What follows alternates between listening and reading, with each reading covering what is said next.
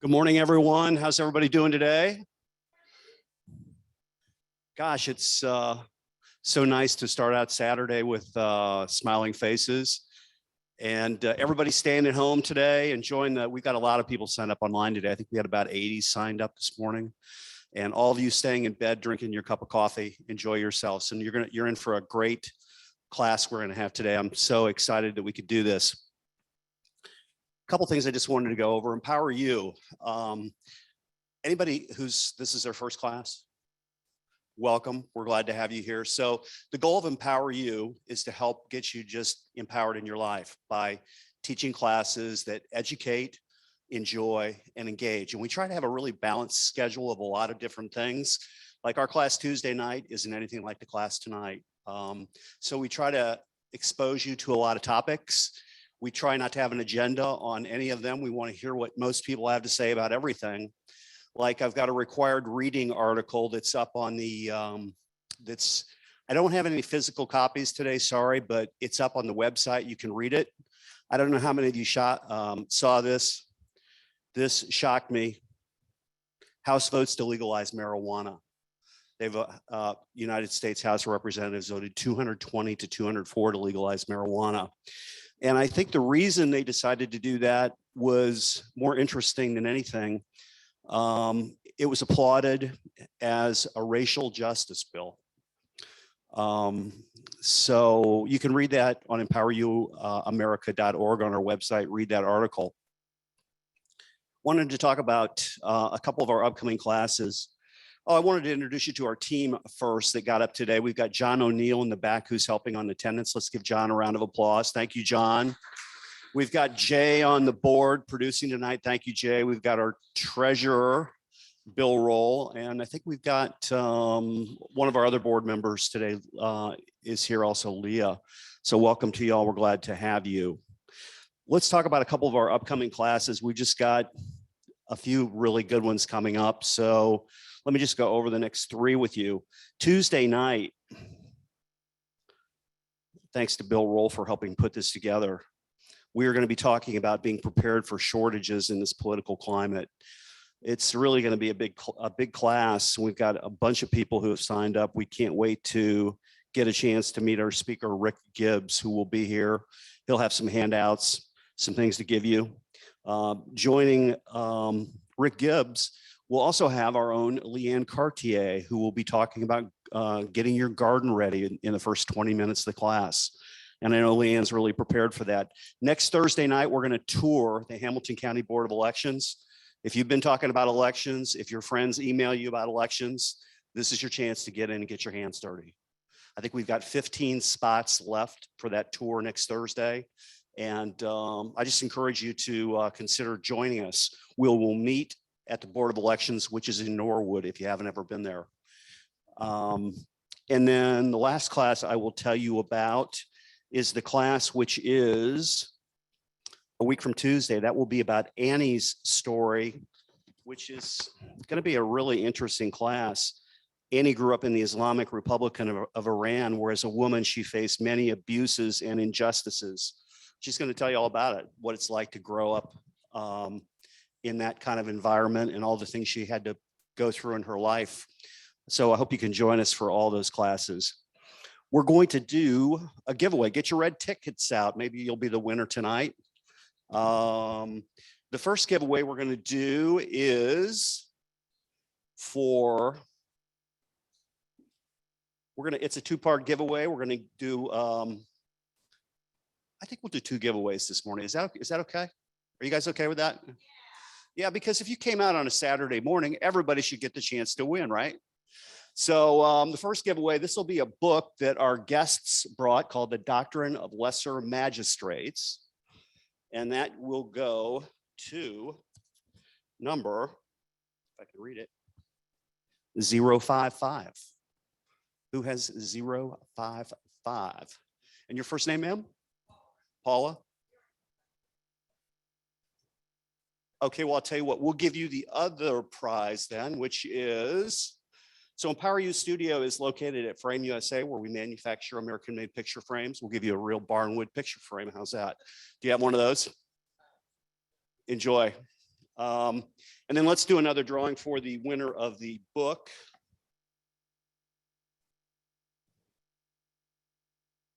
How about number 058? 058 right here. What's your name again? Helga. Let's give Helga a round of applause, please. And then we've got an interesting book for you guys online tonight. Thanks for coming. This is one I thought really looked interesting. It's on George Soros, the man behind the curtain. And we'll do that. And that book goes to John P. So John P. out there, you'll get this book. And then let's give John P. a round of applause. And then our friend Nick Knoll is in the building. He said we could give away one of his books on Frederick Douglass, which is a great book. So we're going to give that away here. I hope you didn't throw away your tickets yet. Pull your tickets out. And the winner is number 050. 050. Now, come on now. All right. And the book is The War Against Black Americans and Freedom. And your first name? Steve. Let's give Steve a round of applause. So our friends at Ashland Institute, which is in Northern Ohio, which is kind of a conservative teaching institute, have taught us two classes. The first class they taught was on Thomas Jefferson. And the second class they taught was on, why am I drawing a blank? But they've agreed to teach a class, Nick, on Frederick Douglass. We couldn't get it scheduled in our session this session, but actually Empower You is going to have summer school this summer. We'll be offering 8 classes in the summer, and one of those classes we hope will be on Frederick Douglass. So watch for that. They're incredible historians, and they really, really are good at what they do. Our class on Thursday night, who came to our class on Thursday night? I know a few of you did. So I just thought it was incredible, the fact that there is a Hillsdale College associated school opening in Reading that's going to have 1,200 students that are going to love America, that are going to be taught things like phonics, things like history, things like geography. And Jed Hardings was here to tell us about that. He's opening the first 6 grades in the fall. And it was just so exciting to hear the story of the school that'll be opening. I know I'm hoping that my grandson can go there. And the other speaker, Tom Hagedorn, talked to us about the Great Society and about just Marxism. Speaking of Marxism, I don't know if any of you had a chance to see the email that was sent out yesterday about the critical race theory at Turpin High School.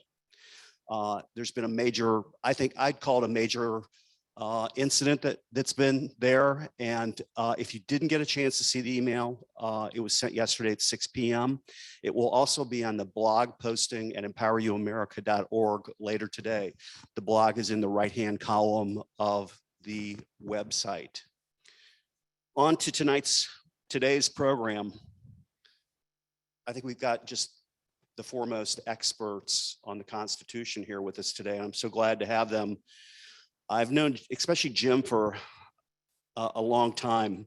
Building Blocks for Liberty is a 501c nonprofit educational organization that's dedicated to the preservation of the U.S. Constitution by teaching others the importance of the historical document. Building Blocks is the brainchild of Marines, Jim Lewis, John Hindrey, who are here today. In the United States Marine Corps, Jim Lewis and John Hindrey spent 4 years defending the United States and the Constitution. As American citizens, they've become increasingly alarmed as they watch the with astonishment, the endless attacks on the liberties of Americans. The two decided to combine their forces to tell us the truth about the Constitution. And let's welcome them here, Jim Lewis, John Hindrey. Come on up, guys.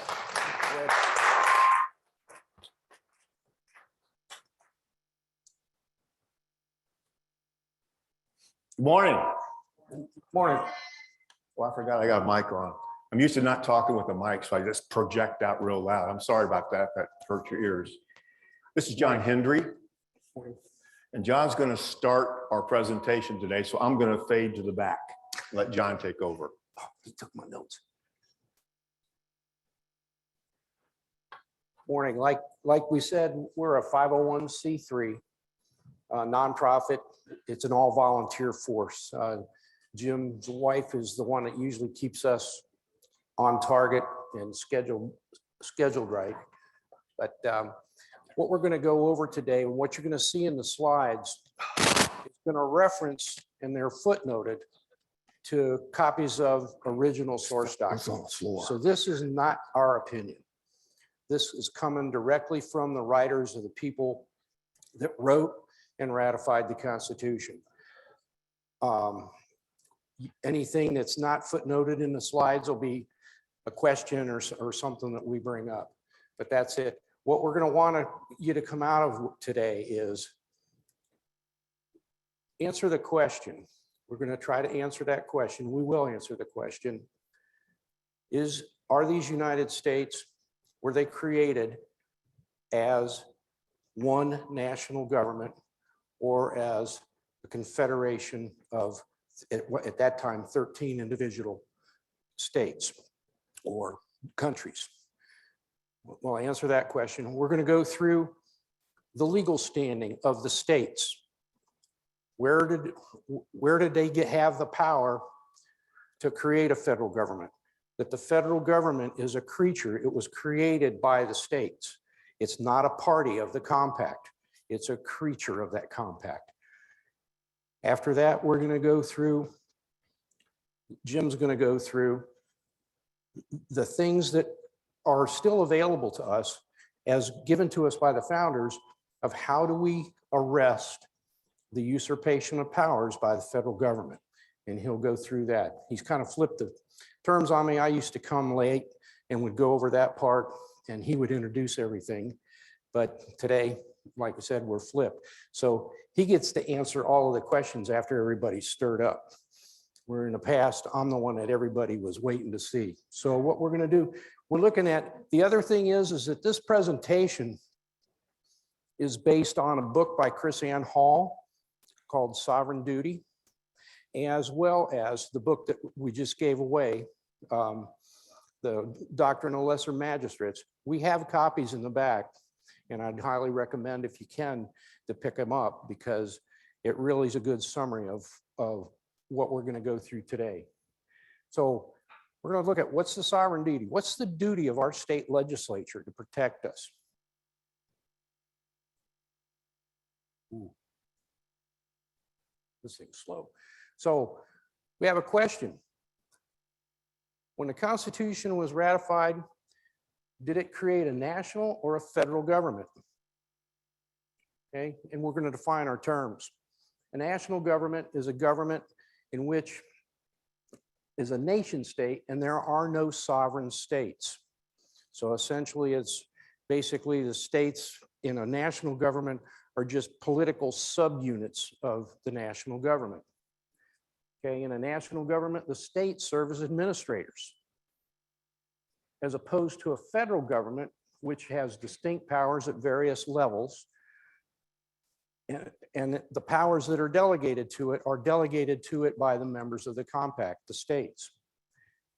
In a federal government, the government is, or the central government or the general government, as in a lot of the writings of the founders, it's there to serve the interests of the states.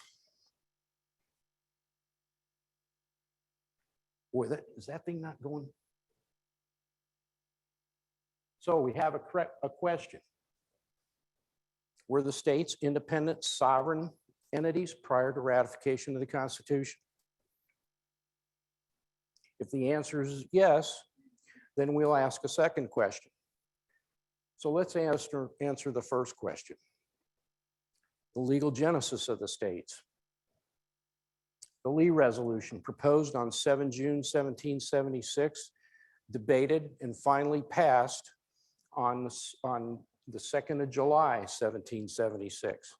As a historical footnote, Adams thought that everybody was going to shoot the fireworks off on the 2nd of July, because that is the legal genesis of the creation of those 13 states.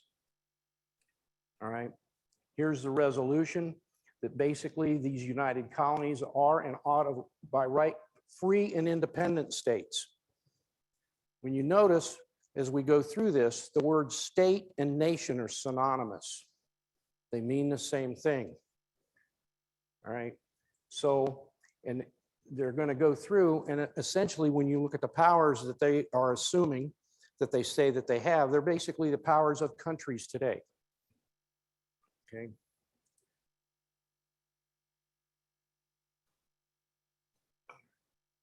So we have the Declaration of Independence when we really shoot the fireworks off. Again, free and independent states, that they're absolved from all allegiance, and that as free and independent states, they have the full power to levy war, conclude peace, contract alliances, and establish commerce. Essentially the same thing that what we would call today countries or nations do. The Articles of Confederation, which was this country's first constitution.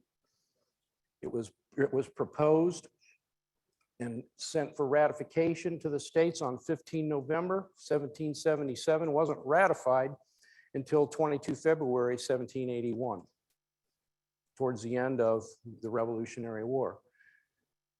And they're basically declaring a perpetual union between the states, and they actually named the states. So when we see state, it's capitalized in the writings of the founders, which means it is a political entity, just like a nation is. And when we look at it, if you look at Article 1 of that article of the Articles of Confederation, it says we're going to call this the United States of America. So that when you see that in the Constitution, it's going to resonate with the people that ratified it. They understand what that term is and what it really meant. Okay, so let's go to the Treaty of Paris, the final treaty after the Revolution, where King George finally agreed that we're going to be separated from Great Britain.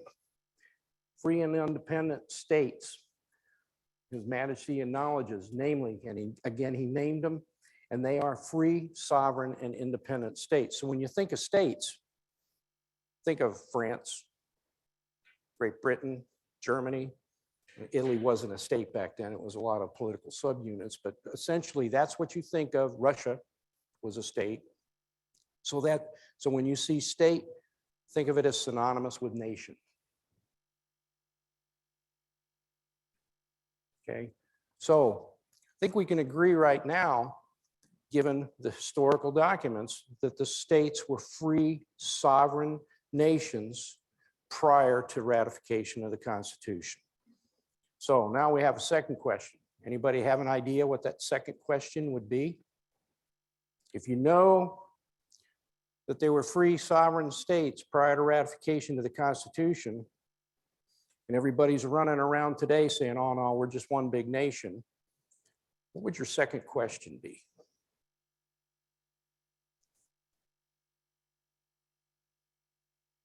We see the states came first. The second question, where in the Constitution did the states dissolve themselves? When did they dissolve themselves and become political subunits of one nation? So when we look at some of the writings of the founders, people that were in the Constitutional Convention, the Philadelphia Convention of 1787, we can see that they didn't even think that we were one people. Here's James Wilson. We'll see a little bit more from here later. He was one of the critical people from Pennsylvania that helped pull the Constitution together, helped format or form the coalitions and the compromises that allowed the Constitution to be put together. And he's saying, hey, you know, this country's 1,500 miles across 13 distinct and independent states, varying in their trade, the culture of the people, and their industry. So we look at that. So let's take a look. We're going to look at the Constitution now. We're going to find where the states dissolve themselves, maybe. So we look at Article 1, the legislature. Section 2, representatives are chosen from each state independent of other states. They must reside in the states that they're going to represent. If we had a national government, you could have everybody from one area of the country be in your legislature, right? Here, they have to reside in that state. And it doesn't cross state lines. They don't take the census and then start drawing congressional districts and go, geez, you know, it'd work out really good if we took southeastern Indiana, northern Kentucky, and southwestern Ohio, and we put them together and made them one congressional district. They don't do that. The Constitution didn't do that. They understood political boundaries of states. So let's take a look at the Senate. Again, each state, regardless of population, has 2 senators. The senators must reside in the state that they represent. And they used to be appointed by the state legislatures. That was changed under the 17th Amendment to what we have today, direct election.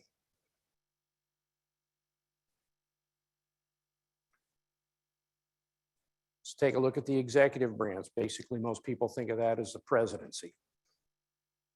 Each state appoints electors equal to the number of senators and representatives to which the state is entitled.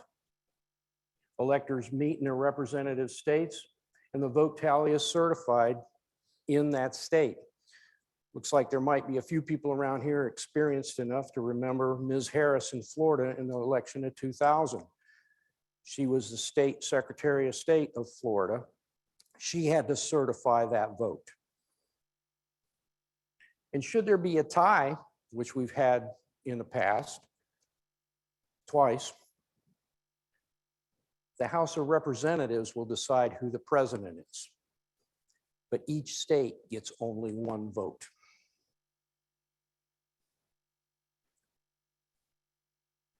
So, judicial power, this is basically the powers that were delegated to the judiciary. There's nowhere in there where the states were dissolved. It just defines the different cases that the federal judiciary was delegated the power to hear. The Fifth Amendment. Congress, whenever 2/3 of the House shall deem it necessary, shall propose amendments. We've done that 17 times and had them ratified, or 27, excuse me. Or they shall call a convention.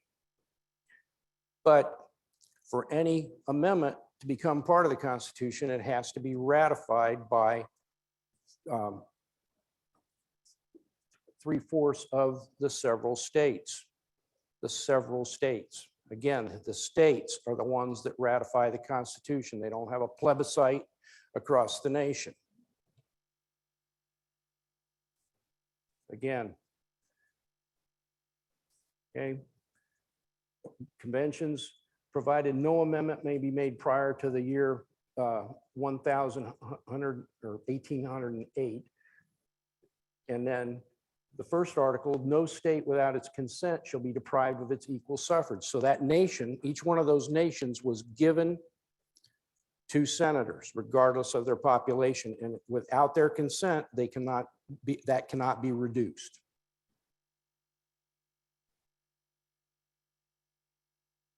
Ratification of the Constitution itself, Article 7. The conventions of 9 states shall be sufficient for establishment of this Constitution between the states. So in other words, 9 states, and each state had a ratifying convention. 9 states had to ratify this. Now, there's been arguments made that, well, they picked 9 because 9 states would have been the majority of people at that time in those 13 countries. But if you look at it, that leaves 4 states that would not, if 4 states didn't ratify it, those people were there. Or if you look at it, Massachusetts, New York, Pennsylvania, and Virginia, they had more than half of the population in these United States back when the Constitution was ratified. So that argument fails on its face, that if those 4 states had not ratified, they would not be part of the Union. And, you know, we can look at the population and say. And then finally, we come to the 10th Amendment. 2 of the states, New York and Virginia, said, we want amendments to this Constitution. We want a Bill of Rights, right? There were arguments made, Jim will cover some of them later on, that no, you don't need it. that the powers you're worried about, the general government taking over, were never delegated to them.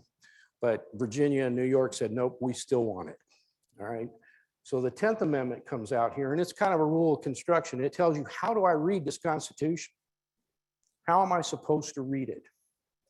And essentially, it says that the powers not delegated to the United States by the Constitution or prohibited by it to the states are reserved to the states respectively or to the people. So essentially, what they're telling you right there, that there are only certain powers that were delegated, and they were delegated by the states. Some powers were withheld, and that's Article 1, Section 10.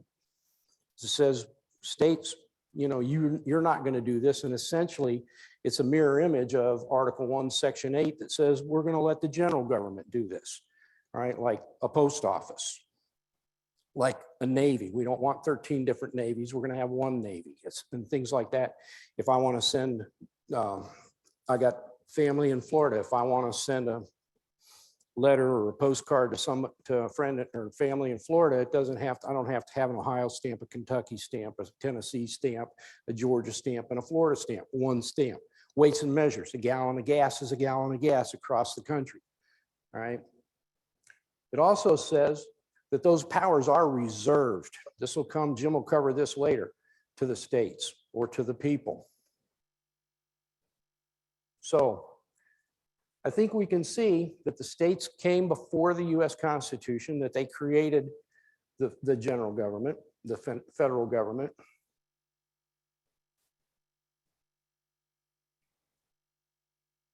And we understand that if the other thing that we have to understand is that if the states are not sovereign, how could they sign the compact? Think of it. Can your 16-year-old sign a contract? They're not sovereign yet. They have not been emancipated. They cannot enter into a compact or a contract. Same thing here. This is just basic legal terminology and the understanding of the legal system.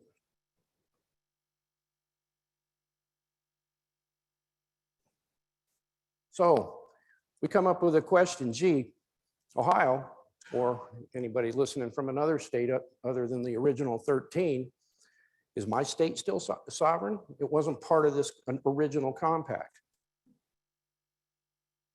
The answer is yes, it still is, and it's the equal footing doctrine that's been upheld multiple times by the Supreme Court of the United States. And they're basically saying that it's an inherent attribute of the federal union. So no matter which of the 50 states that you live in, it is a sovereign state. So here's Madison in Federalist 45. It says that the powers delegated by the proposed Constitution to the federal government are few and defined. There's a short list, right? Those to the state governments are numerous and indefinite. The former, being the federal government, will be exercised principally on external objects, war, peace, negotiations, all right? And that's where the taxes back then, that's where taxes were supposed to be raised, basically through tariffs.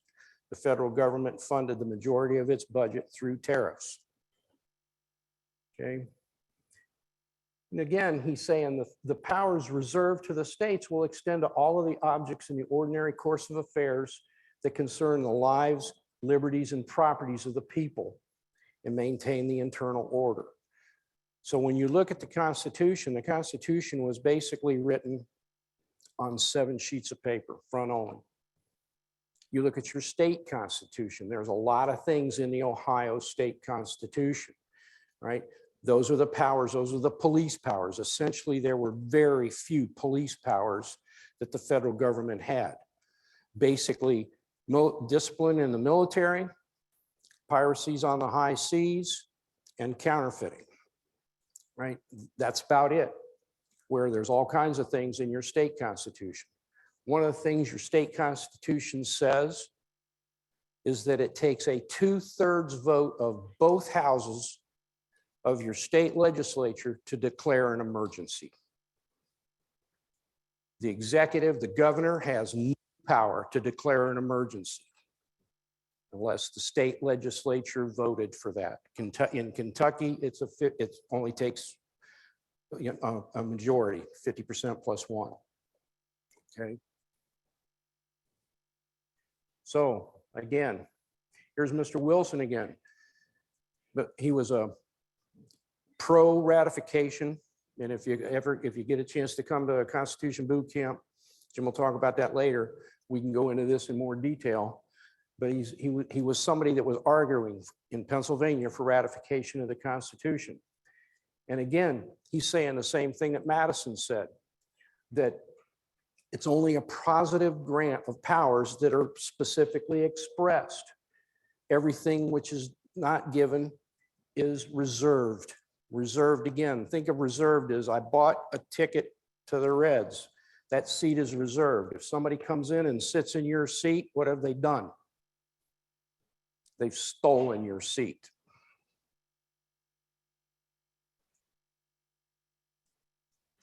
Again, here's Hamilton, the big government guy. This is part of the argument that he says you don't need a Bill of Rights. And he's basically saying, why are you worried about them doing things when there is no power delegated?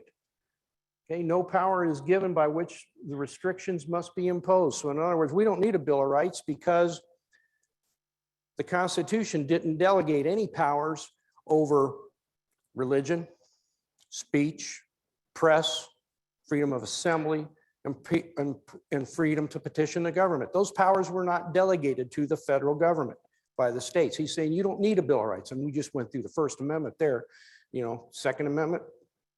All right, I think everybody here, does anybody here not know what the Second Amendment guarantees? Okay, good. So we can see that the Constitution created the federal government of delegated and enumerated powers, and all of the powers, other powers were reserved to the states or to the people. So we can see that the federal government was created by a compact of sovereign states. So what are we to be today? We've seen, and then Jim's going to take over from here. He's going to answer the rest of the questions. I'm just trying to make sure that everybody understands that your state is sovereign and that the political entities within your state, essentially your state legislature, is going to be there, and they need to protect you when the federal government steals those reserved powers that were not delegated to it. You done? Yeah. That's it.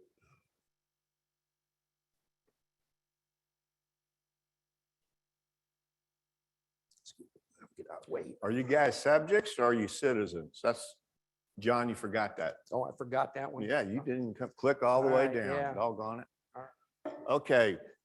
I hope you found that interesting because we wanted to prove to you that Ohio, every state is a sovereign state still. Okay. We're like a nation of our own. We've got all the rights of a sovereign state.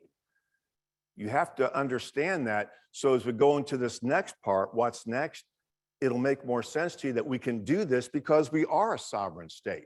Okay, so that's why we had to go through that. So what's next? You look at the country today, it's pretty much a big mess, right? And you're wondering, what can we do about it? How do you put the genie back in the bottle? Or I like to say, how do you put the toothpaste back in the tube? It's really hard to do. You can't really do it. Did the founders leave us any information? Did they say, whenever the federal government usurps the power of the states and the people, here's what you should do? Well, yeah, they did. They actually said, here's what you should do. And we're going to cover that. But before we get into the mechanics of it, we've got to understand a few other things. So let's do some first things first here. And the first thing we're going to talk about is we need to understand what the Constitution says about what powers were delegated to the federal government so you can know when they violate their limits. This is one of the big reasons why we hold the boot camps, the Constitution classes. If you don't know the rules, how do you know when they're breaking them, right? So that's why you got to understand this information. Then we need to know, what is each branch of the federal government authorized to do? You've got three branches. You've got the judicial, you've got the executive, and the legislative. So we know that only the legislative can make law, and that the executive is supposed to enforce that law, and that the judicial department is supposed to apply the laws made by Congress to legal cases. That's what their jobs are. It's laid out in the Constitution. It's very simple.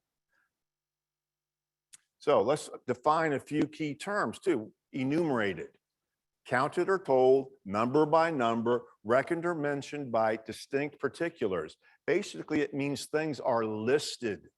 The founders said over and over that our Constitution is one of enumerated powers only. That qualifies it, that only. That means that every power the federal government has is listed in the Constitution. And if they try to do something that's not on the list, they are usurping power from the states. It's simple, it's laid out there. The founders wanted to make our Constitution simple.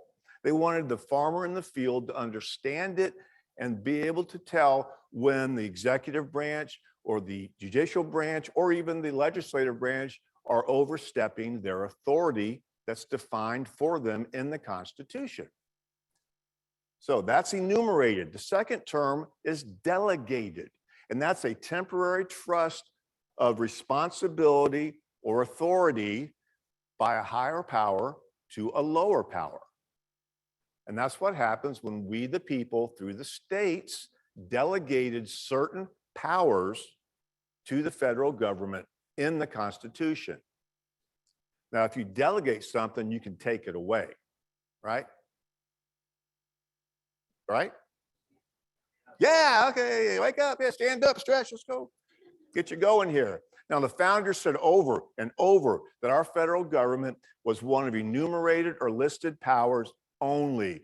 You've got to remember that. It's got to stick in your head.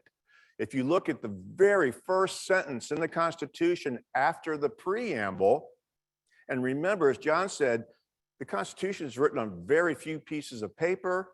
The founders were very articulate with the way they worded things and how they placed words in the sentences and what they put first and second and third. It all mattered. So you would have to think, these guys, here they are creating a brand new government, a republic, never been tried before, giving the people a big voice in the government, but not a democracy, so it doesn't get screwed up. This is an experiment. Is it going to work? Okay, so what's the very first thing they're going to say? Okay, anybody know what the very first word in the Constitution is after the preamble? Yeah, you know, you should know, you've been to 3 classes. Okay, Article 1, Section 1, Clause 1 says, all legislative power herein granted shall be vested in a Congress of the United States, which shall consist of a Senate and a House of Representatives. All, not some, not most, not partly, all. That means that only Congress can make law. Let that sink in. Only Congress can make law per the Constitution. All the powers that are delegated to the federal government are all enumerated or listed in the Constitution in Article 1, Section 8, for the most part, and then a few other places, maybe some amendments for the next part. But if you want to know what can the federal government do, look at Article 1, Section 8 of the Constitution, where it lays out the powers of the legislative branch. Since the legislative branch is the only branch that can make law, those are the powers the federal government has. Everybody agree on that? Simple, right? Stuff's not hard. We make it hard. Now, since that power is vested in Congress alone, we barred any delegating of that power by Congress to anybody else, because we said, Congress, you have all the power to make law. Nobody else can. So they can't delegate it to another group or department or branch unless they amend the Constitution to make it say they can do that. And so far, we've never done that. So Let's just keep building on this. Okay. Now, James Madison said in a speech to the Virginia Ratifying Convention of June of 1788, the powers of the federal government are enumerated, okay? It can only operate in certain cases. It has legislative powers on defined and limited objects beyond which it cannot extend its jurisdiction. Powers are enumerated, they're defined, objects, they can't go past that. That's what he's saying right here. Okay, and then there's the footnote for it, where you can find him, where he said that. Like John said, we try to footnote all of our slides so you know, this is not us saying this stuff. We're telling you what the founders told us. So let's talk some more about enumerated powers. What did Thomas Jefferson, my boy, what did he have to say about it? He said he considers the foundation of the Constitution is laid on this ground, that all powers not delegated to the United States by the Constitution nor prohibited by it to the states are reserved to the states and the people.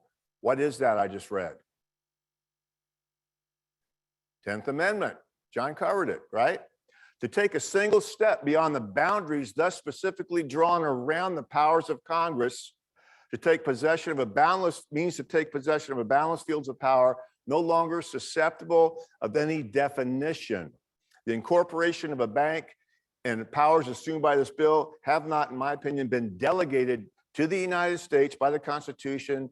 They are not among the powers specially enumerated. This is when they were trying to do the national bank. Alexander Hamilton wanted to do a national bank, and Jefferson saying, no, it's not in the Constitution, dude. It's not enumerated that you have the power of federal government to create a national bank.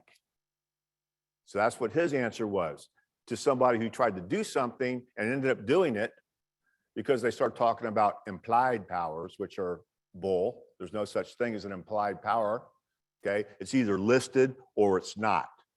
And we, the people, have to hold their feet to the fire on it. Now, also in Federal Paper number 14, Madison says again, remember this in the first place, folks, the general government isn't to be charged with the whole power of making and administering laws.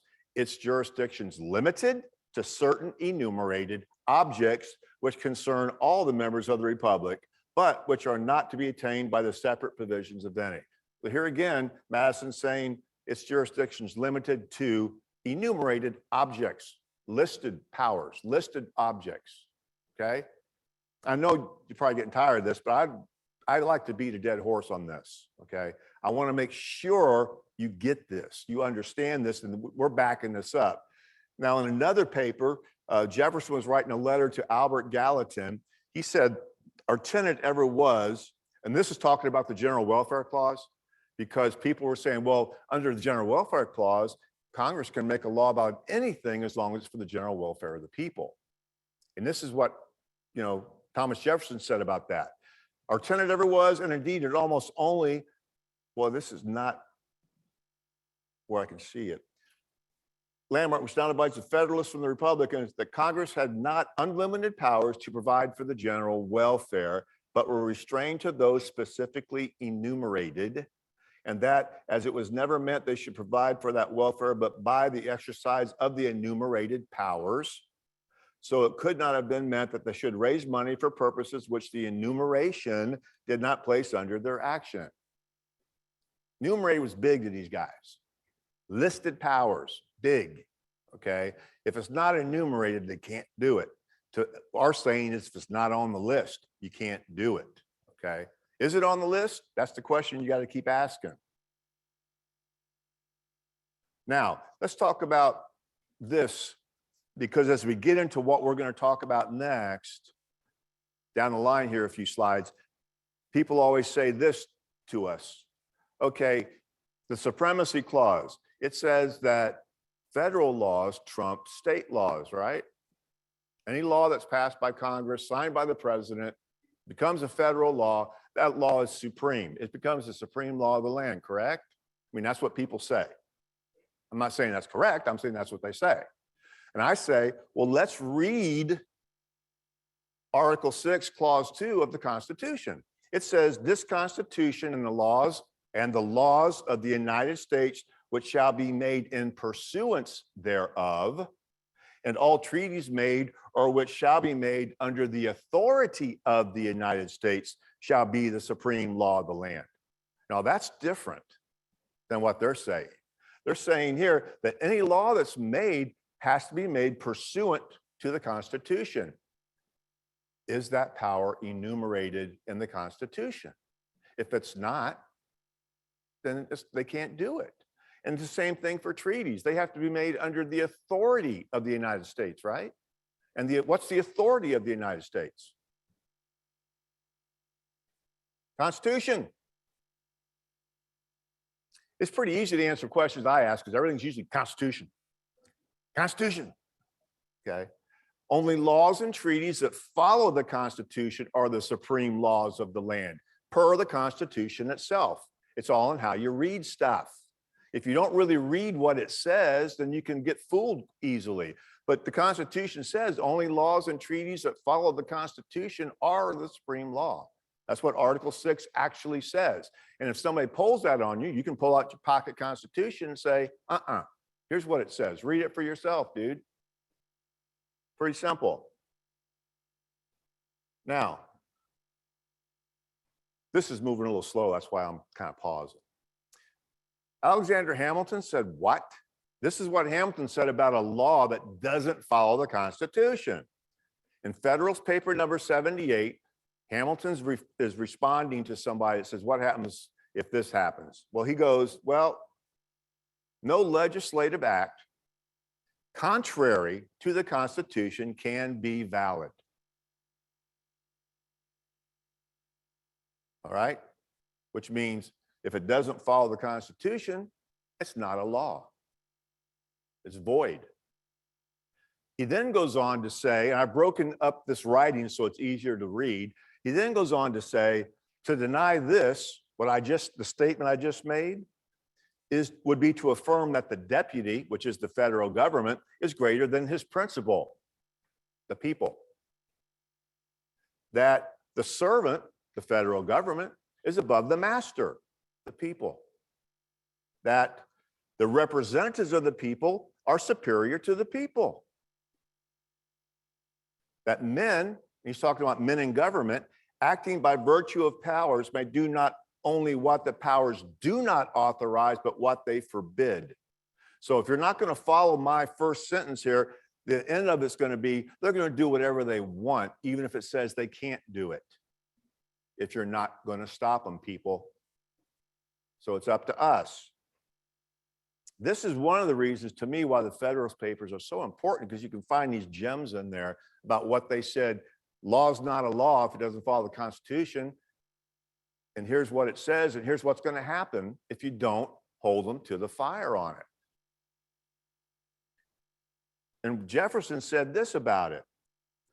In the Kentucky resolutions, Jefferson said that whensoever the general government, federal government, assumes undelegated powers, its acts are unauthoritative, void, and of no force. Okay? Now, if you ask somebody in the federal government that, what are they going to say? Oh, well, hey, court says we can do it. Well, court's part of the federal government. It's always amazed me that our attorney generals sue the federal government in federal court. Because you're like saying, okay, let's make the Supreme Court's, determinations the law of the land, and let's not go back and refer to the Constitution anymore, because that's what we're doing.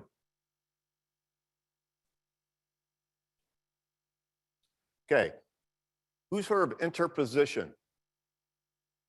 Anybody's heard of the doctrine of interposition? What is interposition? Standing in the gap, that's interposition.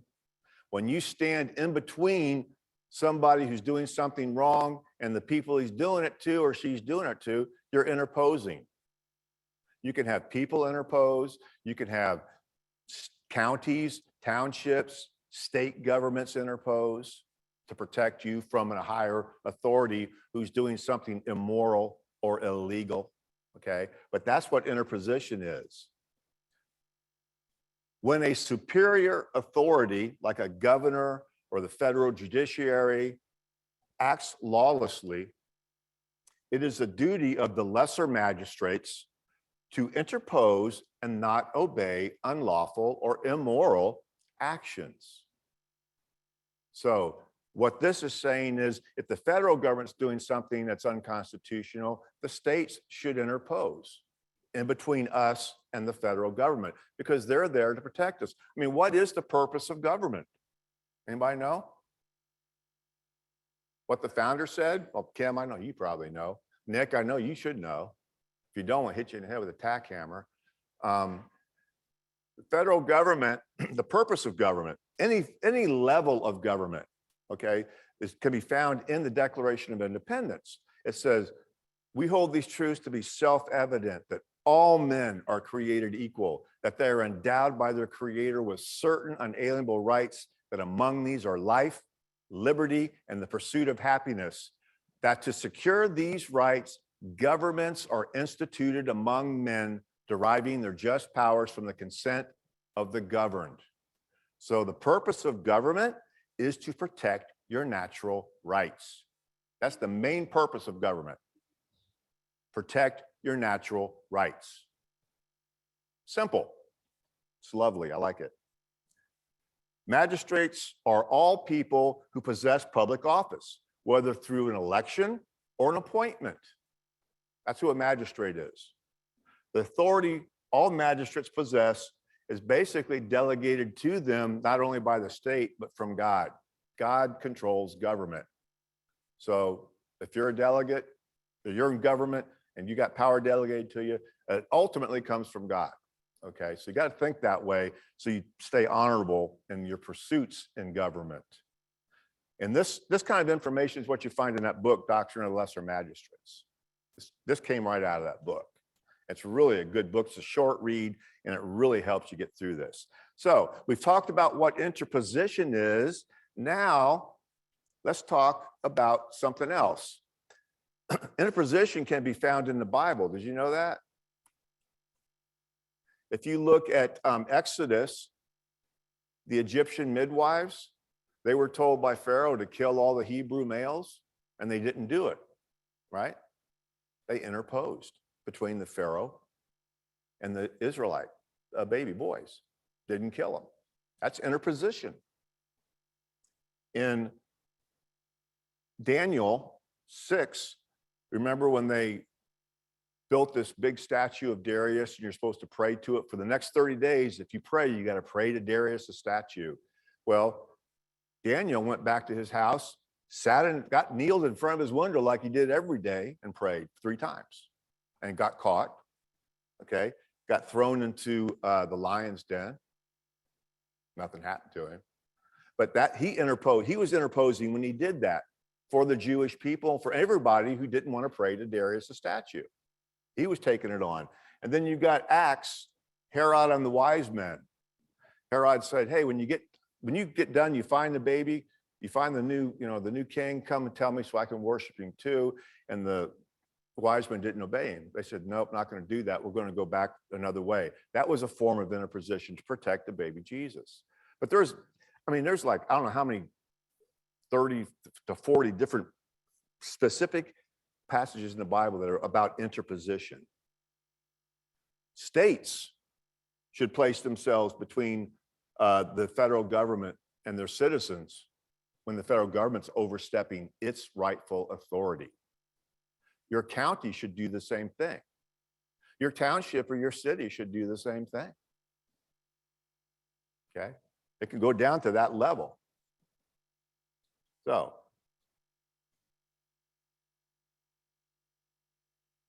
when everybody know what the Alien Sedition Acts were? I mean, within 11 years of this country being started up under the new Constitution with all the talk about, freedom of speech, freedom of the press, blah, blah, blah, the Federalist Congress passed group of laws called the Alien and Sedition Acts. The Alien Acts were mainly about getting people out of the country that were aliens. The Sedition Acts, however, were more insidious. They said that you could not write, you couldn't make a speech about, you couldn't talk in public about the president or any member of the Federalist Congress or their acts that the laws they passed. Okay, if you did, you could go to jail and be imprisoned, or you could be fined. Now, you notice they left the vice president out of that because the vice president at the time was Thomas Jefferson, who was not a Federalist. So you could say whatever you wanted about him and it was okay. Within 11 years, folks, that's politics. That's what happens with power. It corrupts you.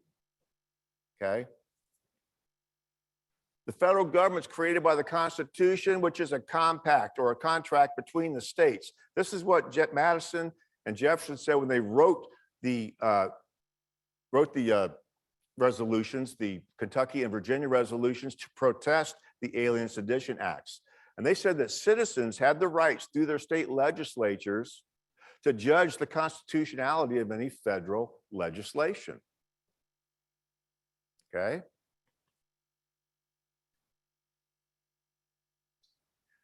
Now, nullification is a form of interposition, and it simply means we refuse to do it. That's when you nullify something, you're just not going to do it. And we're going to talk about now is what can the states do to protect us from the federal government? They can nullify unconstitutional federal laws, regulations, court opinions, executive orders, so we don't have to feel the effects of those things within the state of Ohio. The doctrine of nullification is the idea that each state has the right to render void any act or regulation of the federal government that they perceive to be contrary to the Constitution by simply not enforcing that act or regulation. We're not going to spend our time, our resources, our money to enforce that. Okay? Simple.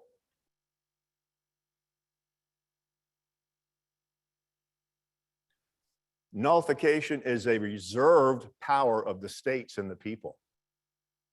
Okay? It's not a power that's even listed in the Constitution. And the only thing listed in the Constitution are the powers of the federal government. It's not listed in Article 1, Section 10. It says the states may not nullify. It's not in there. So it's a reserved power of the states. And what tells us that is the 10th Amendment, right? Any power that's not given to this federal government in the Constitution or prohibited by the Constitution to the states are reserved to the states and the people.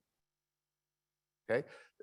You got to kind of start putting this stuff together logically, and it's really not hard. It's simple to understand.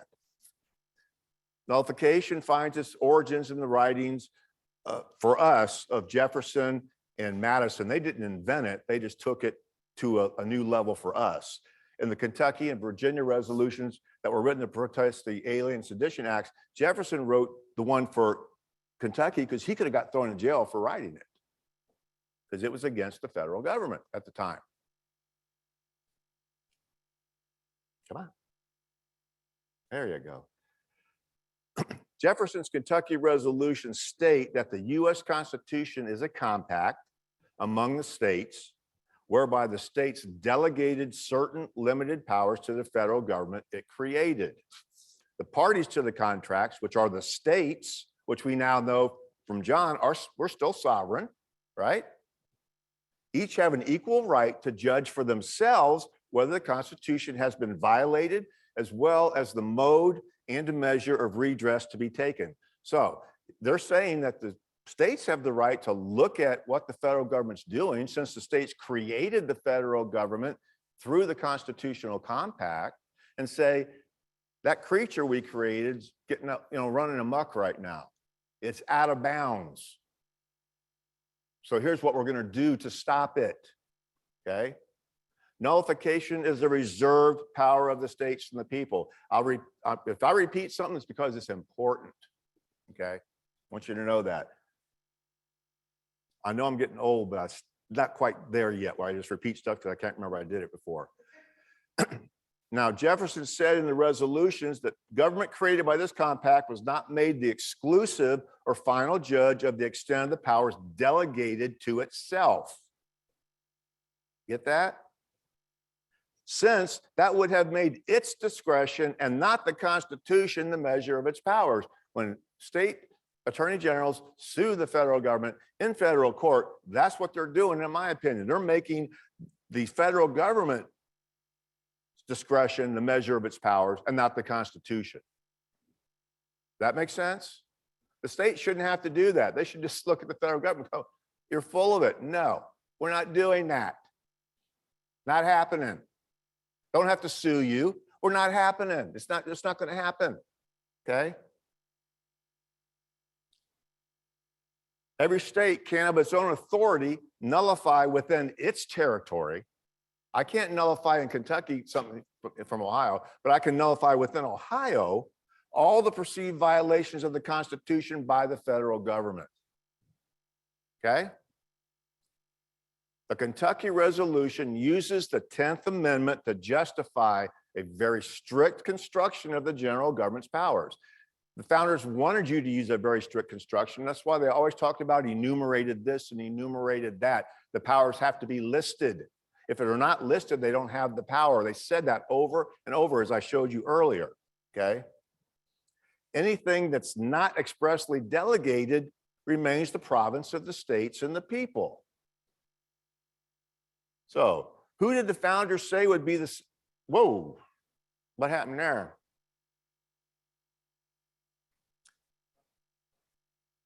Just start me up again, please.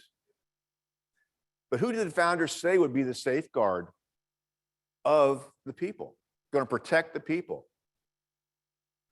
Who did the founders, I mean, they specifically gave us somebody, okay? James Madison, when he introduced the Bill of Rights, said, besides this security, the Bill of Rights, there is a great probability that such a declaration in the federal system would be enforced. That's an unconstitutional declaration he's talking about. Because, but he said the state legislatures will jealously and closely watch the operations of this government and be able to resist with more effect every assumption of power than any other power on earth can do. And the greatest opponents to a federal government admit the state legislatures to be the sure guardians of the people's liberty. Well, okay, Jim, that's what James Madison said. Well, yeah, and he also said this in Federalist Paper number 46, that whenever the federal government overreached, here's what the people in the states could do. Disquietude of the people, you know, like people getting together protesting. The refusal to cooperate with officers of the union. That means we don't enforce the law if we think it's unconstitutional. The frowns of the executive magistrate of the state. I don't think DeWine's going to do anything to frown on the federal government. And the embarrassments created by legislative devices. Can we get our state legislature to do something? That's the big question. Theophilus Parsons, okay, he was a state Supreme Court justice for Massachusetts. In fact, he was the Chief Justice of the Massachusetts State Supreme Court. And he said that the oath the several legislative, executive, and judicial officers of the several states take to support the federal Constitution is as effectual a security against the usurpation of the general government as it is against the encroachment of the state governments. But there is another check founded in the nature of the union superior to all the parchment checks that can be invented. If there should be a usurpation, it will not be on the farmer and merchant employed and attendant only to their several occupations. It will be upon 13 legislatures completely organized, possessed of the confidence of the people, and having the means as well as the inclination successfully to oppose it. Under these circumstances, none but a madman would attempt a usurpation. We've got a bunch of madmen in Washington today, I'll tell you that. Of course, the founders would have been done shooting a long time ago. They wouldn't have sat around taking this like we have. What did Alexander Hamilton say? It may be safely received as an axiom in our political system that the state governments will, in all possible contingencies, afford complete security against invasions of the public liberty by the national authority. That was in Federalist Paper number 28.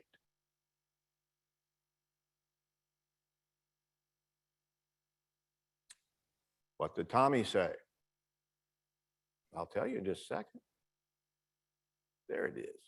Where powers are assumed which have not been delegated, a nullification of the act is the rightful remedy.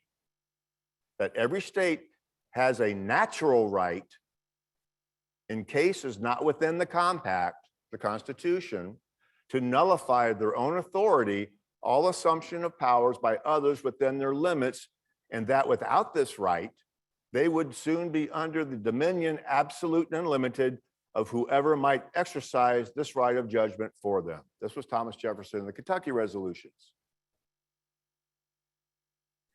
And then we're going to go back, and Madison's going to say, you know what, I read what Thomas wrote, and the right of nullification meant by Mr. Jefferson is the natural right, which all admit to be a remedy against insupportable oppression. So did the founders tell us what we should do if the federal government usurps power? Anybody, what are we supposed to do? Nullify. And nullify doesn't mean, oh, we're going to go out and get an army together. No, nullify means we're just not going to enforce that law. Okay? So, won't the federal government sue the state if they don't enforce a law? That's a good question. They like to sue, but they aren't getting their way. You ever hear of anti-commandeering? There's 5 Supreme Court cases, and the Supreme Court has long held that the states do not have to actively participate in the enforcement or effectuation of federal acts or regulatory programs. Okay? Even a blind pig finds an acorn once in a while. They found it 5 times. The following are the 5 landmark cases. I'm just going to cover them each real quickly for you. Back in 1842 in Prigg versus Pennsylvania, they were talking about you got to enforce the fugitive slave laws. And some of the states were saying, no, we're not going to enforce them. And Justice Story said that it's a federal law and the federal government's the one that has to enforce it. They can't make the states do it. That was basically what he said. Then in 1992 in New York versus the United States, it was a big mess on some environmental regulations. And the federal government wanted the state to pass these laws. And the state said, no, we're not going to do it. It went to court. And the court said that, come on. As an initial matter, Congress may not simply commandeer the legislative processes of the states by directly compelling them to enact and enforce a federal regulatory program. So they found for the states and against the federal government again. That's 2-0. In Prince versus the United States, you ever heard of Sheriff Mack?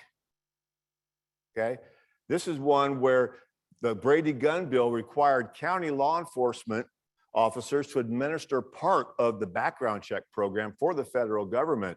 Well, Sheriff Mack and Sheriff J. Prince said, no, not going to do it. They interposed for their people of their counties. Not going to do it. They were sued, okay? And Justice Antonin Scalia said, it is apparent that the Brady Act purports to direct state law enforcement officers to participate, albeit only temporarily, in the administration of a federally enacted regulatory scheme. And the federal government said, no, they don't have to do that. There makes us what, 3-0, 4-0? So a lot of state legislators, when you go to them and say, we need to nullify this, the first thing you're going to hear is, well, if we refuse to enforce this law, the feds are going to withhold the funds. We're not going to get our money. Okay? Well, let's look at Independent Business versus Sebelius from 2012. The court held that the federal government cannot compel states to expand Medicaid by threatening to withhold funding for Medicaid programs already in place. The federal government may not withhold funds for programs you're already enforcing, only the ones you're not enforcing. And if you're not enforcing a program, why do you need the funds? Am I crazy, or does that make sense? Well, I could be crazy, and it still could make sense. But we got to say that, does that make sense? I mean, if they're not enforcing it, you don't need the money for that program because you're not going to enforce it, not going to spend any of your time on it, any of your effort. So you don't need the money. Justice Robert Kennedy said allowing Congress to essentially punish states that refuse to go along violates constitutional separation of powers.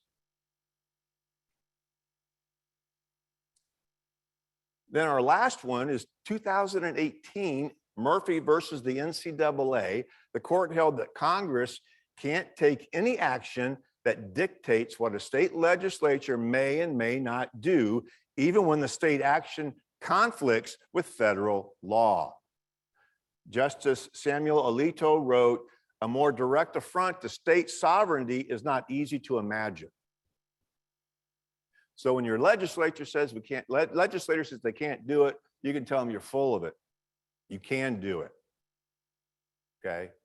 And if you would have came to Jim and John's presentation last April when we were up to the legislature doing the same thing for them, they would have seen this, but only 15 of them showed up.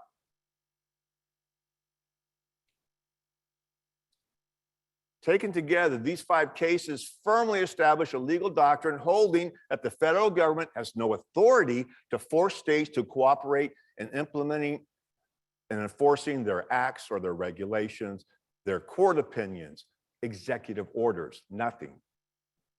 They can't make us do it. They just cannot do it. And even lawyers, and I've had plenty of arguments with lawyers, can't dispute this stuff once you lay it out. They got to say, well, yeah, you're right. Unless it's Bill Seitz and he's going to go off to the ether somewhere. So who is nullifying? Well, Alabama Senate passes a bill to ban state enforcement of Biden gun control executive orders. When was this? April 1st, 2022. Yesterday, the Alabama Senate passed a bill that would prohibit state and local enforcement of federal gun control by executive order, implemented while President Joe Biden is in office. Okay? Who's nullifying? People are nullifying. Who else is nullifying? Retail marijuana sales begin in New Mexico despite federal cannabis prohibition.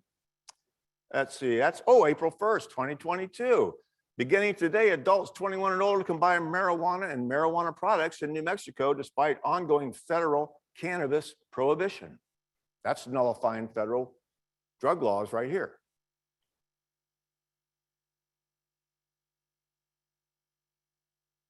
Signed as law, Utah expands limits on drone surveillance. I can't say that word, surveillance, on drone spying on you. March 25th, 2022. Utah Governor Spencer Cox signed a bill into law expanding state limits on government drone surveillance. The legislation will not only establish important privacy protections at the state level, it will also help thwart the federal surveillance state. Okay. Who else? New Hampshire. House passes the bill to prohibit state enforcement of the federal vaccine mandate. Okay. This was in March 19th of 2022. We're starting to get close on time, so I'm going to speed up. The Alabama House Committee passes bill to ban state enforcement of gun control executive orders. And this was from March of 2022, March 17th. Okay. You see, when one state starts to do it, another state will do it, then another state will do it. And all you got to do is have 4 or 5 states to say, we're not going to do that. And the federal government's toast because they don't have the people to enforce it in one state, let alone 4 or 5 or 10. Signed as law, Ohio enacts permitless carry. Okay. And that was on March 15th of 2021, 2022, that's wrong. Yesterday, Ohio Governor Mike DeWine signed a bill into law legalizing permitless carry in the state despite strong law enforcement opposition. This constitutional carry law will also foster an environment more hostile to federal gun control. So it is a form of interposition of nullification of federal gun control. Okay. And Kentucky bill would ban the warrantless use of facial recognition. You can't do it without a warrant. And that was in March of 2022. And it's good for it. It doesn't matter if it's the state doing it, the local doing it, or the feds doing it. You can't do it in Kentucky once it's signed by the governor. And then another bill would block unconstitutional National Guard deployments. Okay, this is from January of 2022. Now, in effect, North Dakota law to review and reject presidential executive orders. This one was done last year in August. It was a law that creates a process to end state cooperation with the enforcement of presidential executive orders.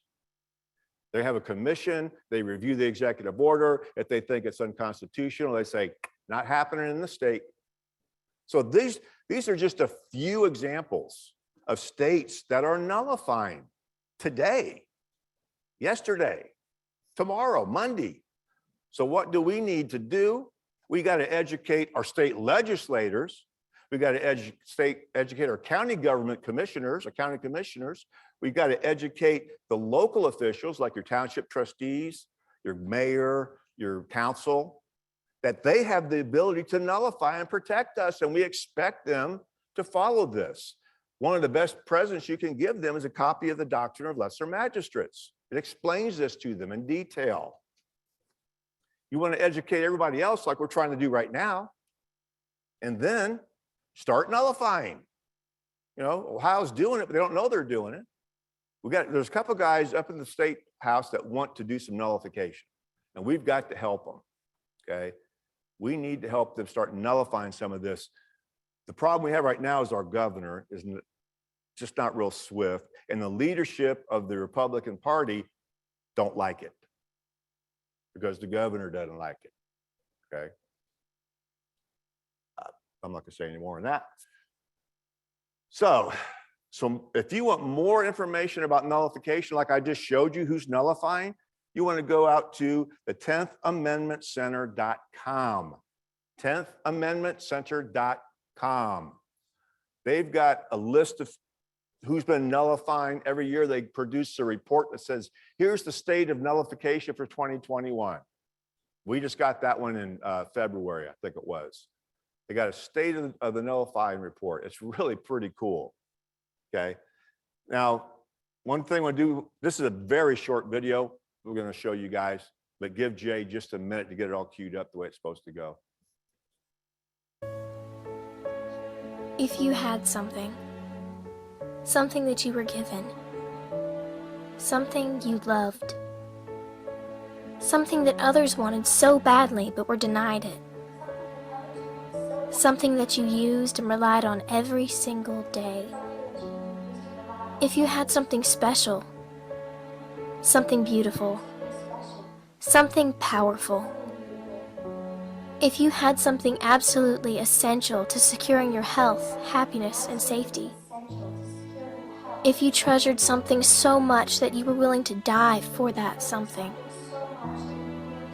if you knew that others already had, and if someone had given you a document that protected that something, wouldn't you take the time to read it?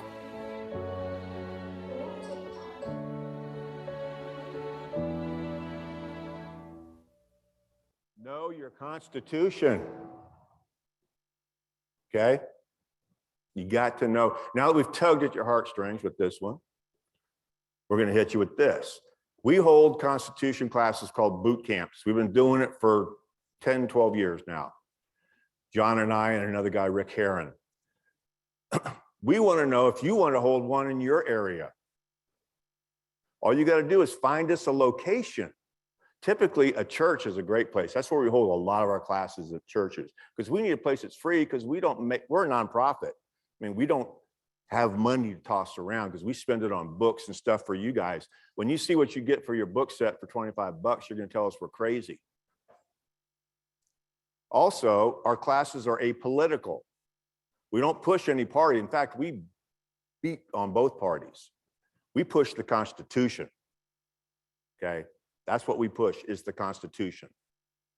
So if you want to do something like this, you can contact me. I make all the arrangements at jim@buildingblocksforliberty.org. And I'll be happy to get back with you. You can take one of my business cards. They're back there by the books. It's got my phone number on it. You can call me. I'll be happy to talk with you about it. We've got next Saturday, we've got a class in Dayton, Kentucky at St. John the Evangelist Church. And then we're going to have at least one, maybe two classes up in Xenia in late April, early May. And we're going to probably have a class over in Green Hills sometime in the next 6 weeks too, at the Lutheran church there on the hill going down to the lake, right there. So we're in the process of setting those up, but we do classes from now until the end of October. So if you want us to come do a class for you, please, let's get it set up now, because these things come in rushes for us. And all of a sudden we'll be scheduled out. Like last year, we scheduled out for the whole year, 2 classes a month for the whole year. That was a lot. But people are just hungry for this stuff. They want to know, what is the Constitution? What does it say? Well, we will educate you on that. Anybody got any questions? Yeah, we're up here.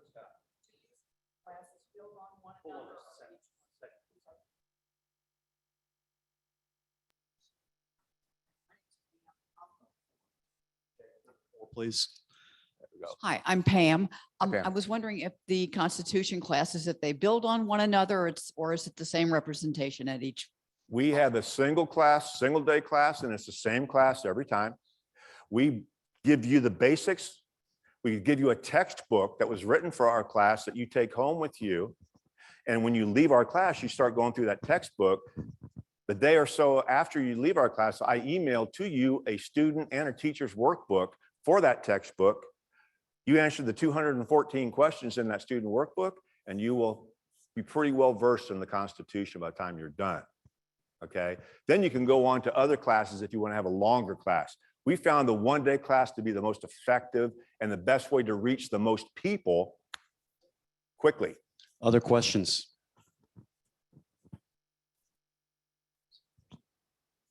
My name is Rick. What Hey, Rick. expect the result to be of a convention of states? If this were a perfect world, we could probably get some of the things they want done right and done without any problems, but this is not a perfect world. The first amendments convention that was held was back in 1787. When they sent the delegates to Philadelphia, their job was to amend the Articles of Confederation only, remedy the defects in the Articles of Confederation only. That's what their instructions were from the Articles Congress and from the state legislatures that sent the delegations. This is what you do. You remedy the defects in the Articles only. That's what their instructions were. They got there, they got seated. They said, we're going to meet in secret. They closed the windows and the doors. And by the time they came out in September, they had written a whole new constitution. And then James Madison spent most of Federal's paper number 40 explaining why they disobeyed their instructions and wrote a new constitution. And they went back to their declaration where it says, whenever a form of government becomes useless to the people, they've got the right to alter or abolish it and institute new government that will meet their needs. Okay. And so that's what they went back to. And that's what I'm afraid of. You could have a runaway convention, because once those people are seated, nobody, the federal government, nobody has control over them, because they are the highest body in the land, because they're working on the Constitution. They're the highest law body in the land at that point. We have another question right back Sure. here, Jim. So Jim. Yeah. Do you advertise in any way dates and locations of the class? So in a given area, Yep. people are aware that the class is being given? Yeah, we work with the local people that we're going there to, and they try to get it in a local newspaper. They try to get us on the radio with somebody like a morning show like Brian Thomas type thing. So we can we can talk about it. Also, you can go to our website, which is buildingblocksforliberty.org. You go out there and you will see a list of events. It shows where each class is, what date it is, where it is, that type of thing. Oh, yes, and we do give scholarships to students. Middle school through college get to come free. Hi, Jim. My name is Matt King. I've got a question about, you talk about the relationship between the federal government, the states. I've never seen anything like this redistricting process right Mhm. now with federal judges stepping in, the maps being overturned 4 times by one Supreme Court justice. You talk about interposition. We're April 5th is early voting. What's going to happen, or how do you? State legislatures need to they need to get some gravitas and just tell the courts, it says in the federal constitution, it says in the state constitution that we're the ones that are responsible for redrawing these district maps, not you. You're not elected by the people to do this. If we elect more Democrats and we draw a favorable map to Democrats, that's what the people want. If same thing goes for Republicans. The state legislatures just have to tell the courts to pound sand. And there's nothing the courts can do to them. Helga, on the boot camp, is it just show up or you have to sign Well, up? we'd like for you to register because we want to know how many sets of books we have to get together. We want to know how many lunches, because we provide lunch too. We want to know how many lunches we have to have. So And we we- need to have a number of people, students, how many, we just need to know the book sets, because sometimes we need to have 40, 50 book sets for the class. And we do that on the Building Blocks for Liberty? You just email me, Jim@buildingblocksforliberty.org, and say, I want to attend this class on this date. Okay, You can also sign up by sending me an email saying, I want to get on your email list, and I'll put you on our email list. So you'll get our weekly to every 10 days, we send out a blurb, and it tells you when our next classes are in that too. Yes, My name's Paula, yes. and 2 things. First of all, we've been to your Building Blocks for Liberty class. It's awesome. Thank you. Highly recommend it. We actually sometimes talk about maybe we'll go again just Should. because it's, $5. it cheap. is very, very worthwhile. So that's the first thing. The Okay. second thing is, one thing I was hoping to hear about today, and I didn't see it on your list of classes either, Mhm. is how to use the affidavit process. There is a group that is trying to teach that, but they are also strongly recommending the Convention of States. And I agree with you on the Convention of States. It's just too dangerous. Mhm. But the affidavit process has a lot of power, the way I understand it, but I don't understand it well enough to really use it. Yeah. Um, I don't know that much about that process. I sent some information on that to a lawyer friend of mine, and she said, looks okay. But she just didn't trust it, that it was going to be that effective. Folks, I just wanted to reiterate what we told you today. This is what the founders said we should do. Their words, not mine. So let's do what they said we should do. Give that a shot and see if we can't fix some stuff. Yes, sir. Hey, Jim, very educational today. you. So I read The Great Reset by Glenn Beck Mhm. and talks about 435, I think, representatives for the House of Representatives. However, that was enacted by Congress, right? So what's to say that the state of Ohio, going back to the redistricting conversation, to just say, you know what, we're going to send out this many based on our population. Why can't the state of Ohio do that and Well, buck that law? Well, state of Ohio just needs to set their districts. They know how many reps they have, how many House reps, and and just set their districts. Say, this is what their districts are. We're not going to argue about it. We're not, courts, you can say, you can give us your opinion, but we're not going to argue. We have the power for our Constitution to do this, not you. And the states just have to man up, woman up, and say, we're going to take our rightful place now. Okay? Yes. I went to your boot camp last fall in Alexandria, Kentucky, and we had quite a few homeschoolers there. So I just wanted to say, pass the word that they did great. They were so interested and they really picked up a lot of information. So it's great for them. Yep. Last question. This is Kim Georgeton. I just wanted to address the question on the affidavit. Mhm.